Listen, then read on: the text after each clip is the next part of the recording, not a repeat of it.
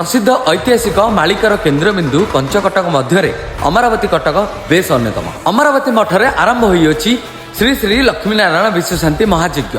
यह यज्ञ 5 दिन धरी चलिबो एवं मालिकार मध्य उल्लेख रही ए विश्वशांति महायज्ञ जेबेठारु अमरावती आरंभ हेबो ताला आपण जानिबे जे विश्वर कल्याण हेबो।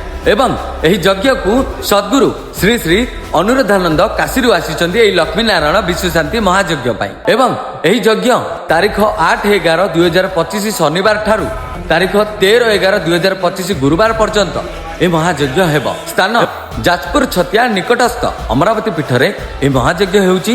तेणु आपण समस्त मोर विनीत अनुरोध जे आपण ए यज्ञ को आसीबे।